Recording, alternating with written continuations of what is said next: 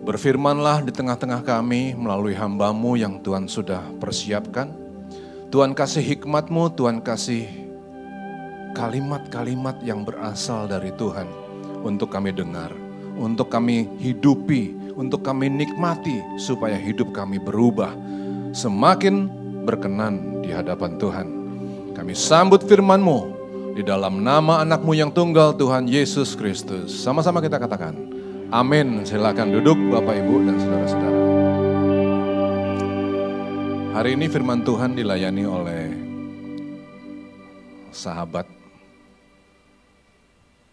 Lifehouse, namanya Pastor Andre Tunggal. Nama kerennya Andre Tung. Yuk kita sambut, kita kasih aplaus untuk hambanya Pastor Andre Tung.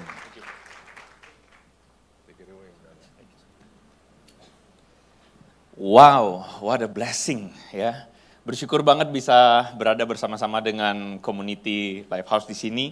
Bersyukur banget bisa menyembah Tuhan, bersyukur banget bisa melihat teman-teman semua satu persatu dari ujung sana sampai ujung sini. I love you all ya. Bilang sama kiri kanan, aku bersyukur kamu ada di sini. Wow, keren. Thank you Pastor Ruli, juga Pastor Wigan yang mungkin gak bersama-sama dengan kita, tapi beliau sudah ngomong sama saya, sorry gak bisa hadir. Wah, senang sekali ya, maksudnya bisa ada di tengah-tengah saudara-saudara semua. Dan ya seperti tadi udah dikenalin, nama saya Andre Tunggal dan mungkin saya sudah sebelumnya ini kali ketiga saya ada di sini tapi tidak di kebaktian di Sunday service ya. Jadi sebelumnya saya memang isi di podcast dan saya senang banget ya bisa melihat community ini. Saya percaya saudara bisa maju, saudara bisa bertumbuh di dalam komunitas ini. Amin. Nah hari ini kita akan sama-sama ngomong tentang satu tema ya. Jadi Pastor Wigan berapa waktu yang lalu sudah briefing saya, beliau mengatakan bahwa bulan ini ngomong tentang relationship with God and relationship with others ya.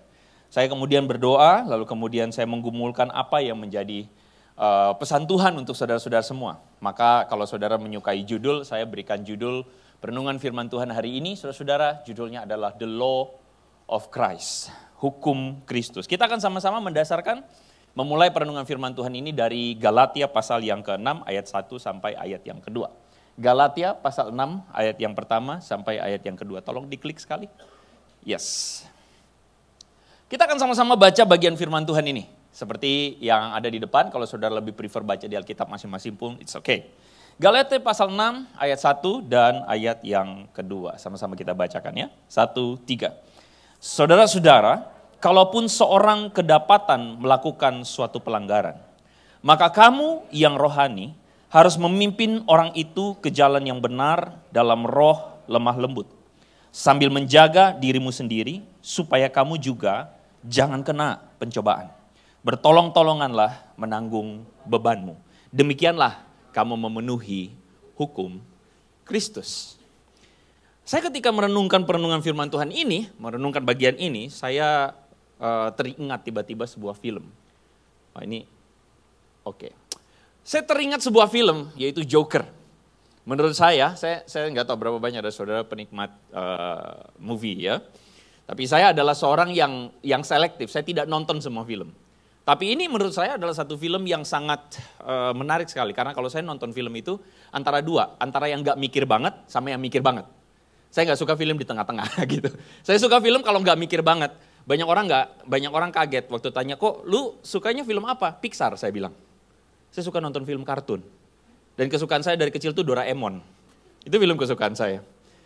Tapi saya juga suka nonton film yang temanya tuh mikir banget. Mesti mikir karena saya suka menemukan makna behind the movie. Nah salah satu film yang menurut saya kalau nonton ini mikir banget, itu salah satunya adalah Joker. Berapa banyak yang saudara pernah nonton film ini? Ya, wah ada beberapa juga ya. Termasuk yang senior juga udah nonton. Ya. Film ini menceritakan tentang asal mula seorang villain dari Batman. Ya, namanya Joker, seperti nama filmnya. Dan film ini menceritakan tentang Joker itu sebenarnya awal mulanya adalah seorang badut atau seorang biasa bernama Arthur Fleck. Arthur Fleck. Dia ini adalah seorang yang kerjaannya badut di sekolah. Tapi dia juga kerjaannya adalah seorang yang muter-muter papan kalau saudara tahu di Amerika itu ada orang yang suka berdiri pegang board sign lalu dia putar-putar pakai baju badut. Tapi somehow entah bagaimana hidup dia itu sangat sedih banget. Dia tinggal dengan seorang ibu yang sedang sakit dan dia harus merawat ibunya. Dia sendiri adalah seorang yang sudah hampir paruh baya, tidak punya pasangan, hidup sendirian, kerja susah, ditolak orang, diejek orang, dibully orang. Sampai satu scene saudara-saudara ketika dia dipecat, dia nggak tahu harus bagaimana. Padahal bukan benar-benar kesalahannya juga. Lalu kemudian di bus dia duduk dan di depan dia ada seorang anak kecil yang lagi liatin dia. Tapi karena kerjanya badut, apa yang dia lakukan? Dia melucu. Dia melucu kayak bah gitu kan. Bah, itu anak ketawa. Tapi miris sekali, ibu dari anak ini lalu kemudian bilang sama Arthur, kamu jangan ganggu anak saya ya. Dia mencoba untuk menghibur anak ini, tetapi ibu ini sinis kepada Arthur. Dan setelah itu dia cuma terdiam. Dan saudara tahu, berapa detik sesudahnya dia ketawa sendiri. Ini scene-nya. Arthur Fleck. Setelah nonton film ini, di 2019, netizen yang maha benar, saudara-saudara, langsung kemudian membuat sebuah quotes. Orang jahat itu berawal dari orang baik yang tersakiti. Terus setuju nggak dengan quotes ini? Setuju nggak? Kalau saya sih nggak setuju. Kalau menurut saya orang baik yang nggak seharusnya jadi jahat gitu kan. Itu pilihan. Anda punya pilihan untuk jadi orang jahat. Orang baik tidak harus selalu pilihannya cuma satu, jadi orang jahat ketika engkau disakiti. Amin. Amin. Ketika engkau disakiti, pilihannya bukan cuma satu, jadi orang jahat. Bukan. Pilihannya masih tetap jadi orang baik kok. Itu realita, betul nggak? Tapi saya menerima quotes ini dalam sebuah pemikiran bahwa iya, bisa jadi memang ada orang jahat itu adalah ketika orang baik itu tersakiti, akhirnya dia jadi jahat. Saya jadi berpikir, once again, ini kalimat tidak 100% benar, tetapi saya jadi berpikir, mungkin kisah Joker ini akan berbeda ketika ada seorang yang peduli sama seorang Arthur Fleck. Sekali lagi kisah ini fiksi ya, tapi menurut saya kisah ini akan berbeda kalau ada orang yang peduli sama dia. Saudara-saudara, saya tidak tahu berapa banyak di antara kita hari ini, engkau sedang berada di tengah-tengah komunitasmu, dan tengah keluargamu, pasangan, orang tua, anak, dengan teman-teman kerja, rekan, apapun konteksmu hari ini. Saya percaya bahwa di tengah-tengah kita hari ini ada orang-orang yang sedang tersakiti. Di tengah-tengah kita hari ini ada orang-orang yang sedang ada di dalam bottom rock in their life. Ada orang-orang yang ada dalam fase hit the bottom rock. Orang-orang yang ada dalam fase yang sangat bawah di dalam kehidupan mereka. Mereka sedang ada dalam pergumulan, pergumulan apapun itu. Mereka sedang ada dalam masalah yang banyak. Bahkan sebagian di antara mereka seperti apa yang dikatakan di dalam Galatia pasal 6 ayat yang pertama ini. Ketika dikatakan, saudara-saudara, kalaupun ada seorang di antaramu kedapatan melakukan suatu pelanggaran. Saudara, kadang psikologi kita adalah kita selalu melihat orang yang melakukan pelanggaran itu sebagai seorang yang sengaja melakukan pelanggaran. Oh, bisa jadi dia sengaja. Dan kita selalu berpikir bahwa orang yang melakukan pelanggaran itu adalah seorang yang akan menikmati melakukan pelanggaran. Iya enggak, saudara? Satu kali ada seorang anak remaja datang sama saya lalu kemudian dia bilang sama saya, kok aku tuh hopeless sama my mom. Kenapa kamu hopeless? Dia kalau keluarin satu kata, nah kan? Dia waktu ngomong, nah kan? Loh kok? Ya. Dia waktu ngomong, nah kan? Itu aku udah benci aja kok. Seakan-akan apa? Seakan-akan dalam hidup itu kayaknya gak ada yang baik gitu. Gak ada yang baik dalam hidupku. Sampai-sampai dia selalu ngomong, nah kan? Nah kan? Tuh kan? Mama udah bilang apa kan? Dia bilang, aku pikir-pikir kok mungkin aku gak bisa lebih baik karena aku selalu dibilang, tuh kan?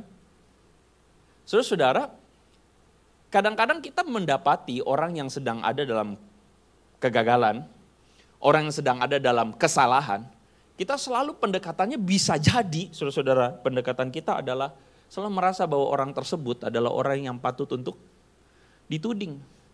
Dia sedang ada di dalam satu keadaan paling buruk dalam hidupnya. Dia bisa jadi adalah seorang yang tadinya berharap menjadi seorang suami yang baik. ketika dia berharap jadi seorang suami yang baik, entah dalam perjalanan dia jadi gagal.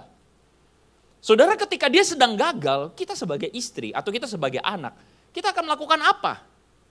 Sometimes pendekatan kita adalah, tuh kan, lagi kan? Iya enggak?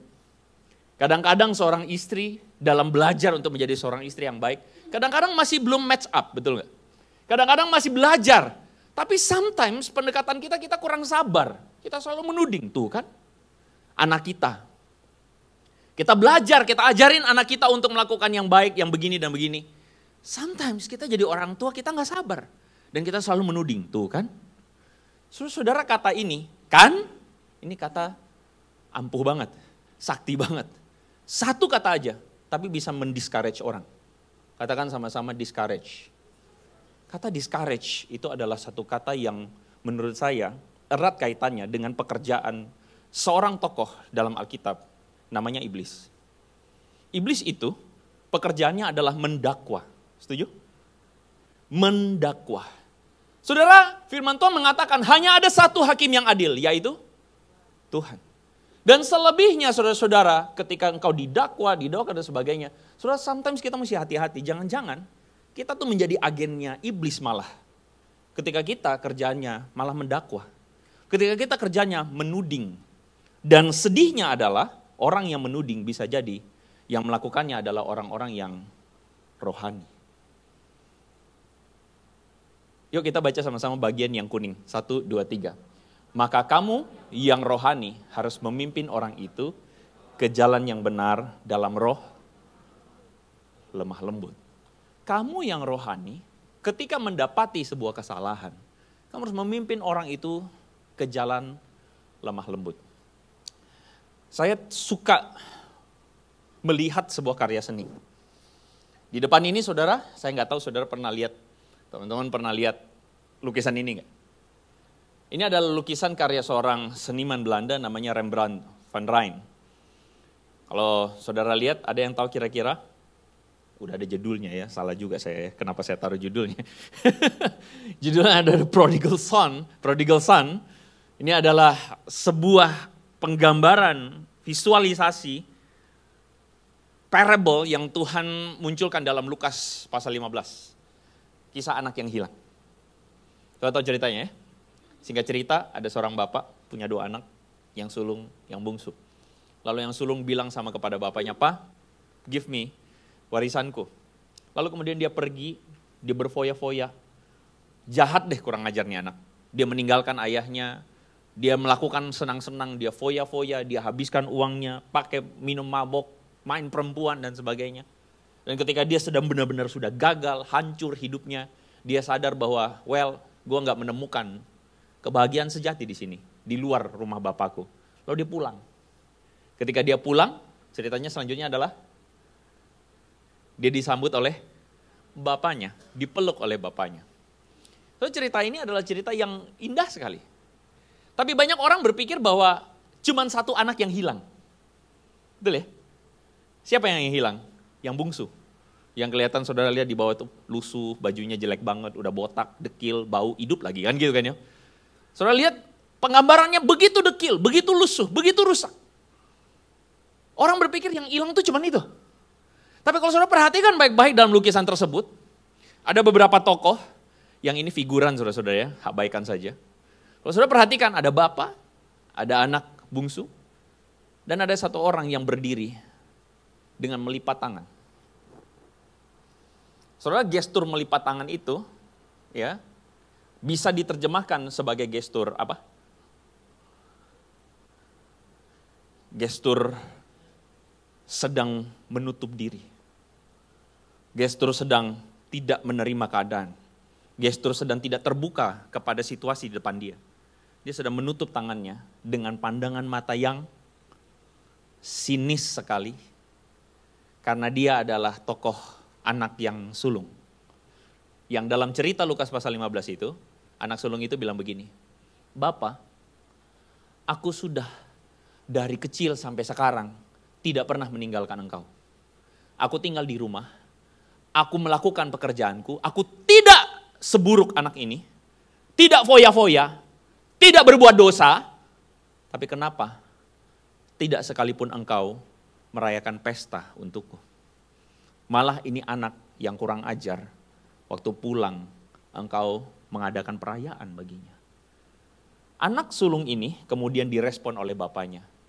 Tidakkah engkau tahu bahwa adikmu yang bungsu ini sudah mati dan kini telah didapatkan kembali. Bapak itu ingin mengatakan, tidakkah engkau bersukacita seperti hatiku anakku? Karena aku melihat ada anakku yang tadinya hilang, tadinya mati, tadinya binasa. Kini dia hidup kembali, dia bertobat.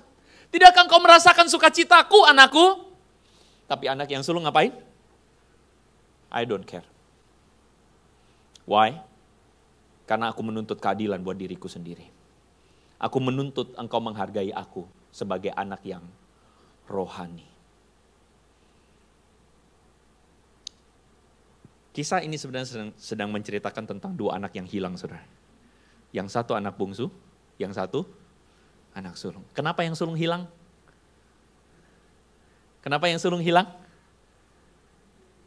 Karena dia tidak merasakan, tidak mengiyakan, dan tidak sehati dengan bapaknya.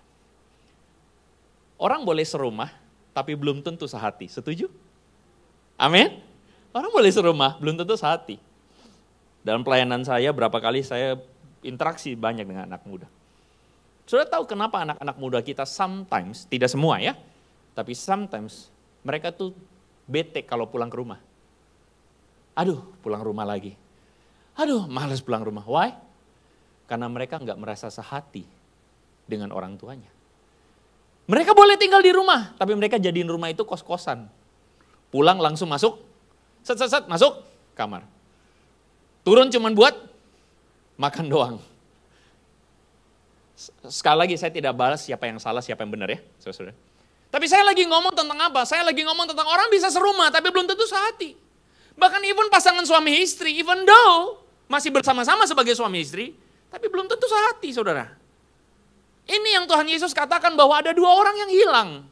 Yang satu adalah anak bungsu, yang satu anak sulung. Kenapa? Karena yang sulung membangun harga dirinya atas kebenaran dirinya sendiri.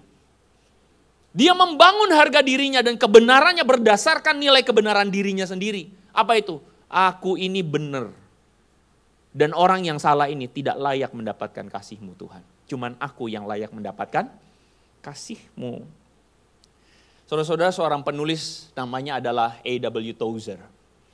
Dia mengatakan begini, a Pharisee, tahu ya golongan Farisi ya, familiar ya buat kita ya. A Pharisee is hard on others and easy on himself. But a spiritual man is easy on others and hard on, keren ya? Keren ya?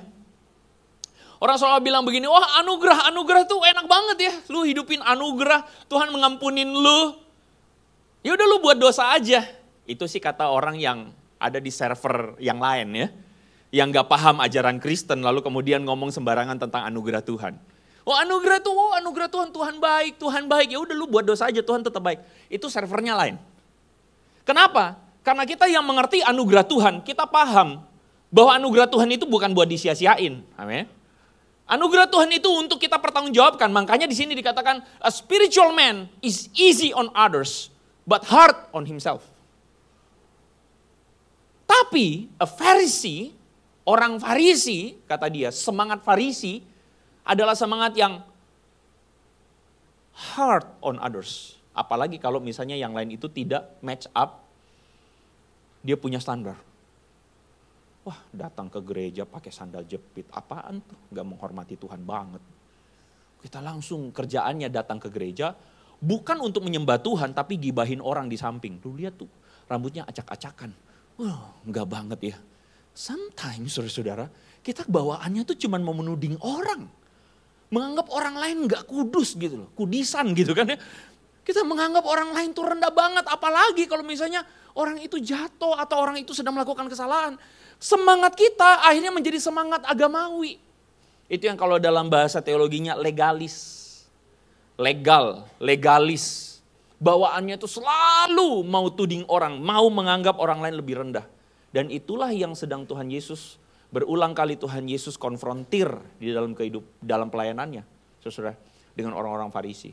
Saudara masih ingat orang Farisi yang datang menuding Tuhan Yesus dan murid-muridnya, kenapa? Karena kenapa murid-muridmu makan tidak cuci tangan? Enggak cuci tangan, saudara. Saudara jangan salah, waktu itu belum ada COVID. Belum ada dinas kebersihan, dinas kesehatan ya. Jadi itu bukan isu soal masalah bakteri, tetapi dalam ritual orang Yahudi, mencuci tangan itu bagian dari kesucian. Ya, cuci tangan sekali lagi tidak salah. Tapi ketika mereka melihat ada yang sedang lalai dilakukan, langsung dituding-tuding. Saudara. Saudara masih ingat perempuan yang berzina dibawa kepada Tuhan Yesus, betul? Siapa yang bawa? Ahli Taurat dan orang Farisi. Orang-orang yang selalu menganggap dirinya paling benar. Dan itu yang Tuhan Yesus katakan, itu bukan rohani, itu rohana. Itu bukan rohani. Karena apa? Kamu yang rohani, a spiritual man, kamu itu harusnya easy on others. Kamu harus punya belas kasih kepada orang. Kamu harusnya seperti aku gitu loh. Kamu harus punya belas kasih kepada orang. Untuk apa? Belas kasih kepada orang lain supaya orang lain itu bisa bertobat. Somehow yang membuat orang lain sulit bertobat itu adalah tudingan. Yang membuat orang bisa bertobat itu adalah penerimaan, saudara. Dimulai dengan penerimaan. Maka kamu yang rohani, kata Galatia pasal yang pertama, Galatia pasal yang ke-6 ayat yang pertama. Maka kamu yang rohani harus memimpin orang itu ke jalan yang benar dalam roh lemah lembut. Kata lemah lembut, saudara-saudara, kalau saudara lihat bahasa Yunaninya itu bukan bahasa ini ya, bahasa planet ya, bahasa Yunani. Protetos. Saudara, ini kata mengandung adalah kata yang muncul cuma 4 kali dalam perjanjian baru. Kata ini adalah kata yang jarang muncul. Tapi kalau kata ini muncul, kata ini menggambarkan apa? Menggambarkan sikap Yesus. Yang apa? Yang lemah lembut, yang rendah hati. Loh, sikap Yesus yang penuh dengan penerimaan. Kalau saudara ingat satu ayat yang paling terkenal, Tuhan Yesus bilang begini, marilah kepadaku semua yang letih lesu dan berbeban berat, aku akan memberikan kelegaan kepadamu. Masih ada lanjutannya. Yesus mengatakan apa? Pikulah kuk yang kupasang, sebab aku ini lemah lembut. Menarik ya? Kalau saudara baca di dalam waktu ketika Yesus masuk kota Yerusalem, dia mengendarai apa? Keledai. Nah, firman Tuhan mengatakan dia mengendarai keledai untuk menggenapi apa yang dikatakan di dalam perjanjian lama.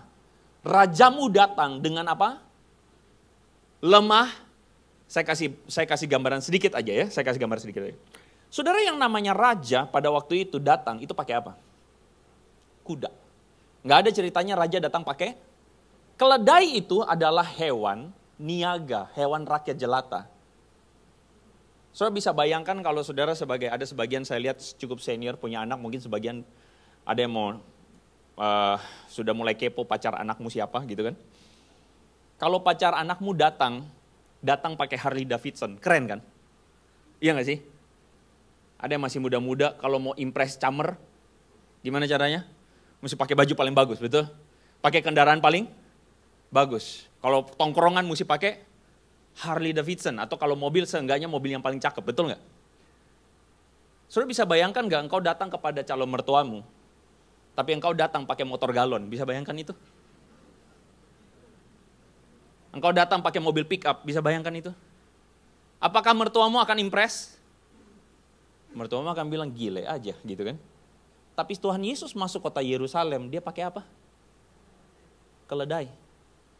Dia mau kasih tahu kepada semua orang, dia bukan raja yang mau mencari kemegahan sendiri. Dia adalah raja yang datang dengan kerendahan hati. Dia adalah raja yang datang dengan lemah lembut. Karena dia adalah tabib yang datang untuk mencari orang yang sakit, bukan orang yang sehat. Dia cari orang berdosa, bukan cari orang yang merasa diri benar. Itu loh Tuhan kita. Tepuk tangannya gak usah tanggung-tanggung.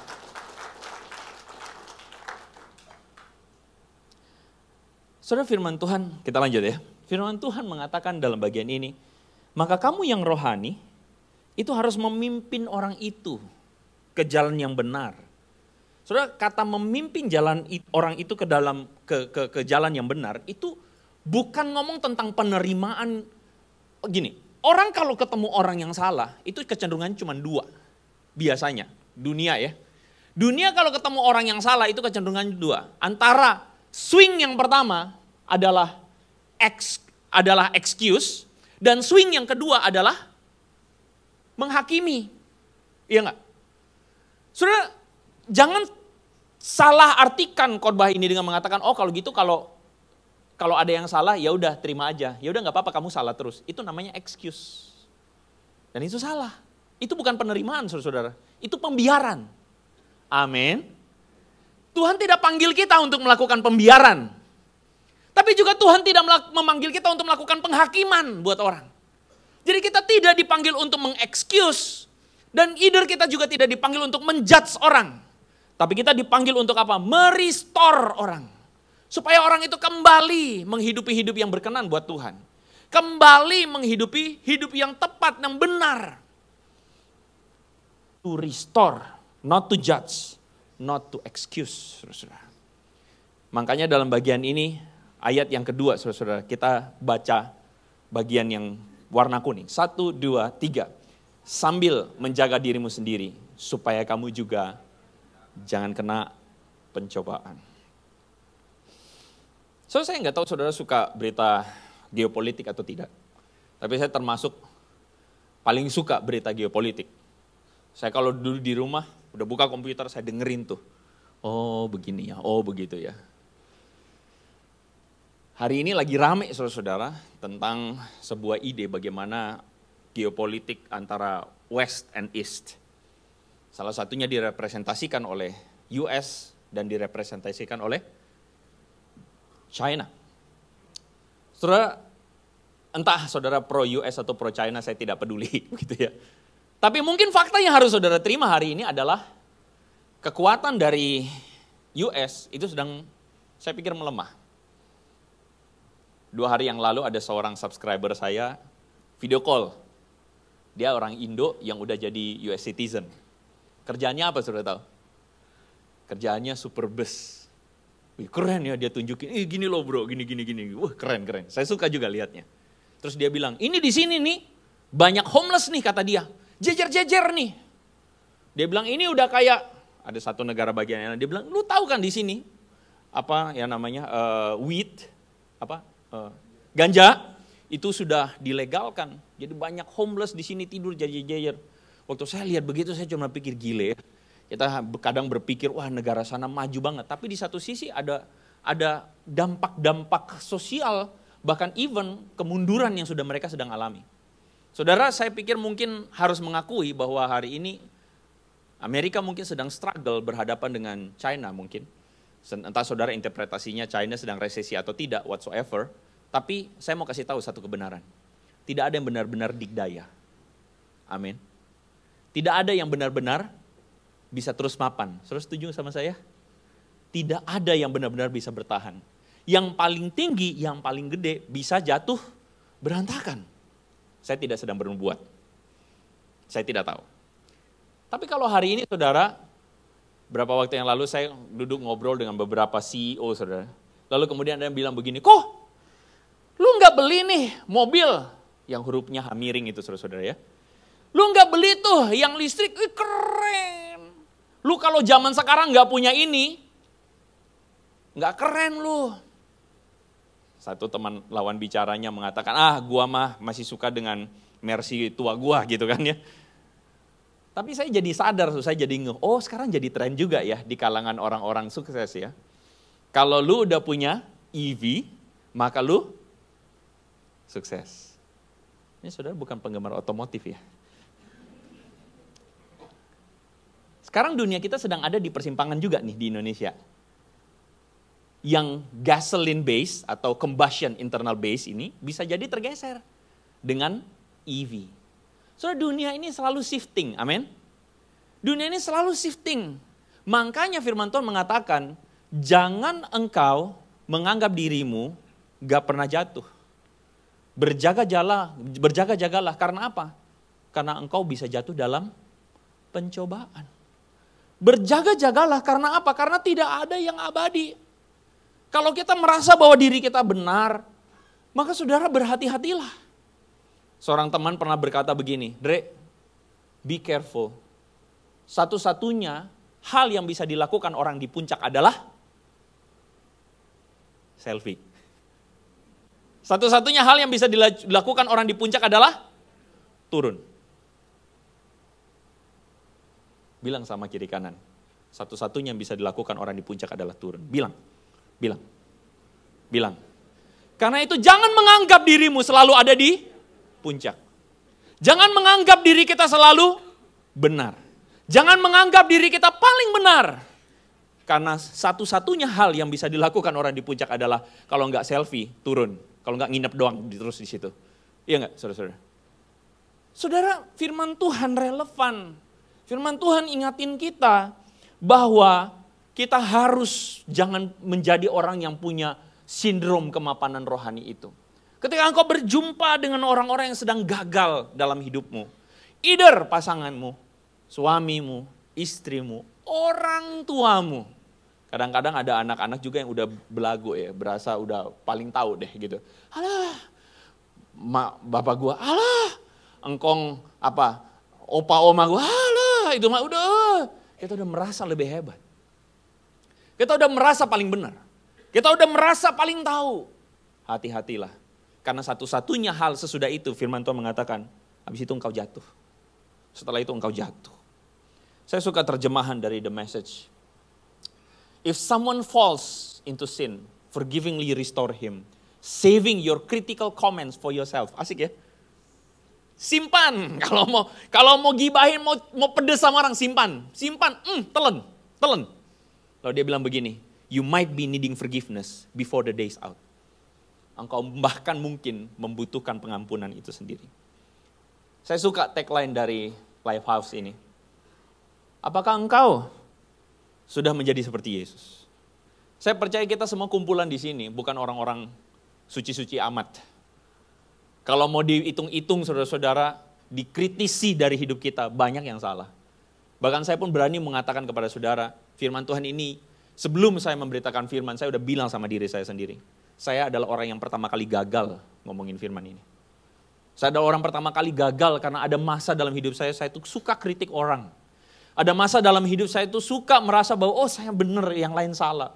Saya habisin orang sampai bisa luar biasa. Saya gagal.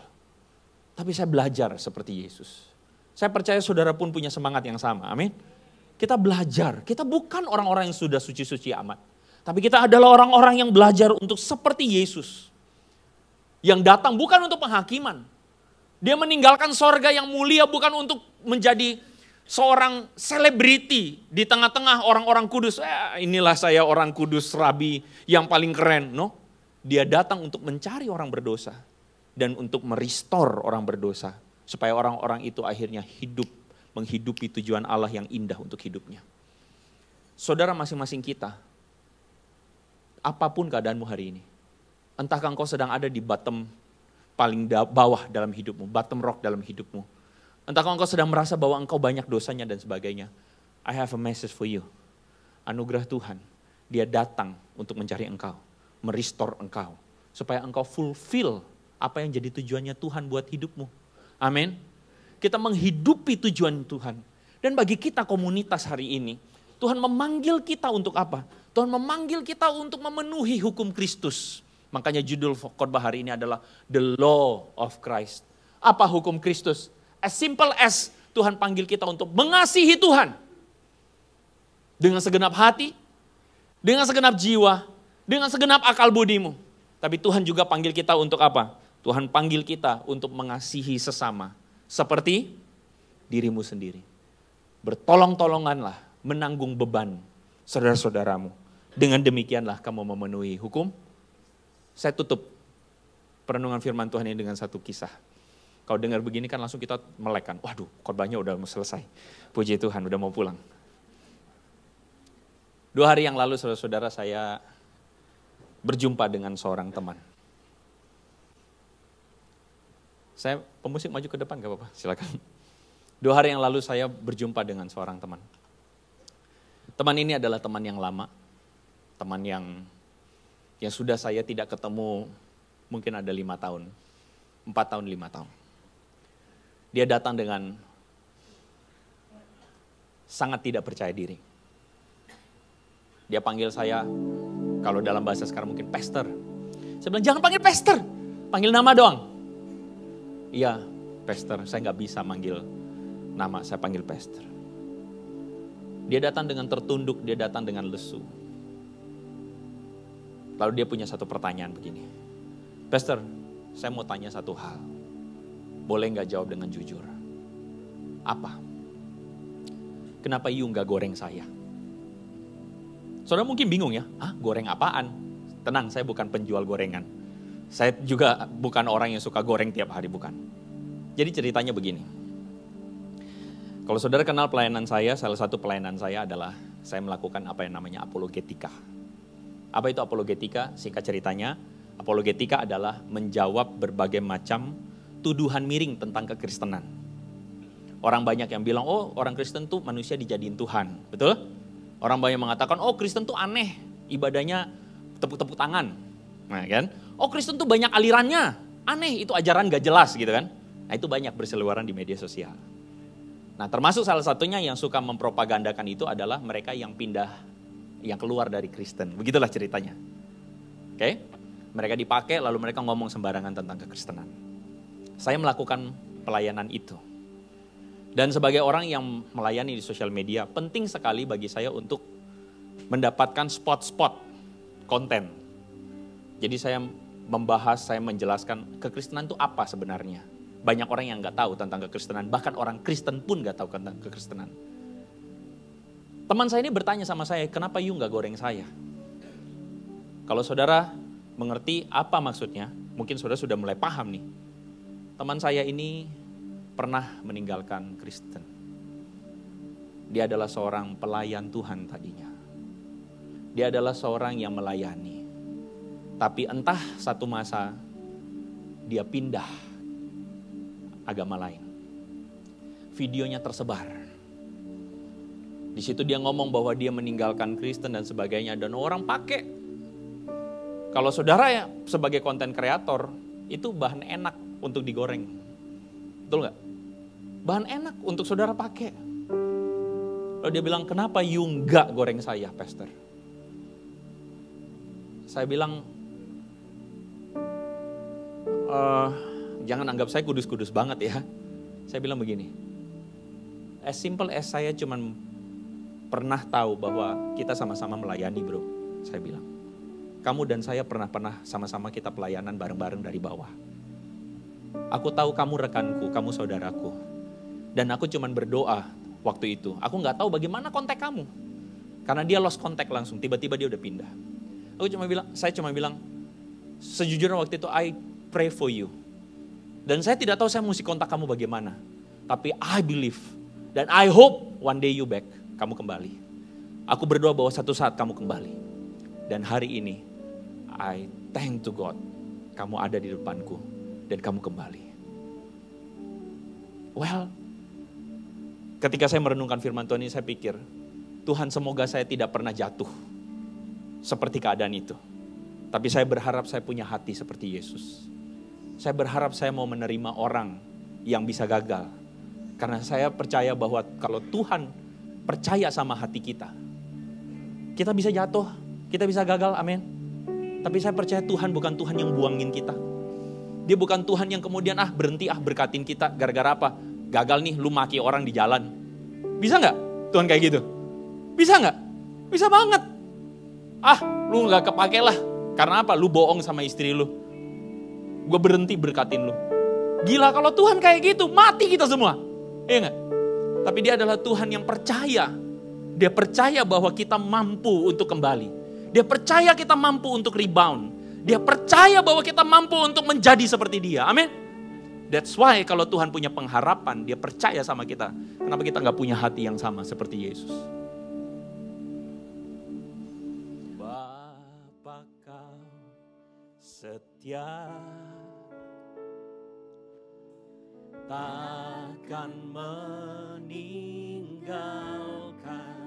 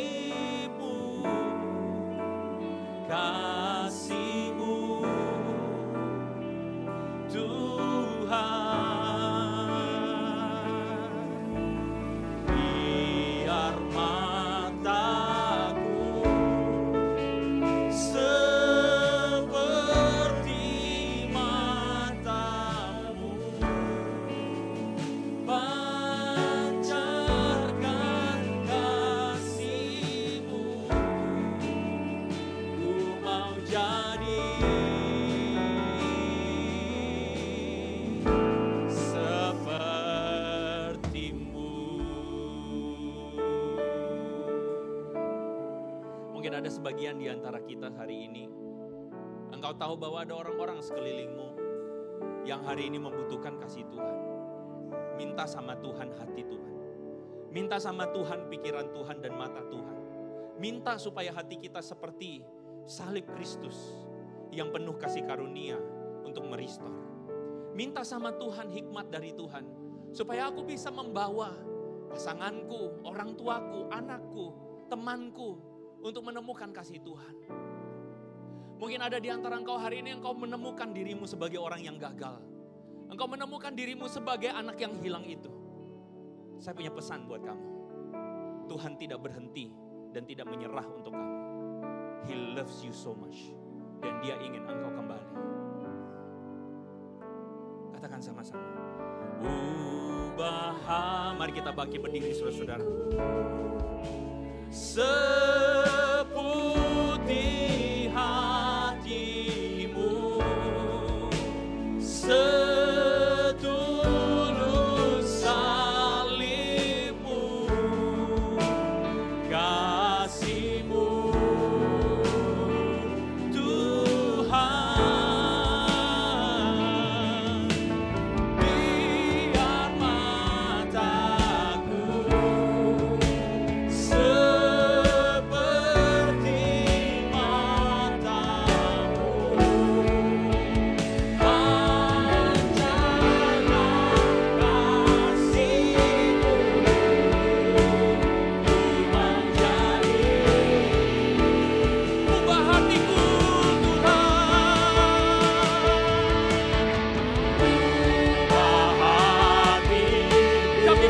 Biar mataku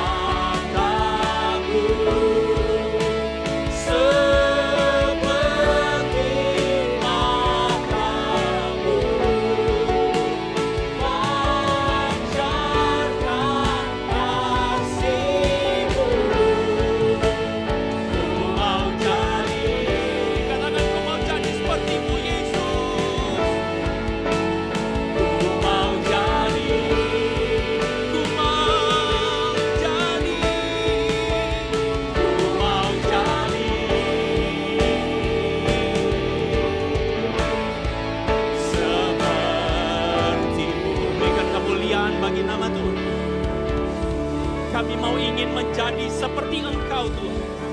Berikan kami hatimu, berikan kami matamu. Kami ingin Tuhan menjadi seperti Engkau.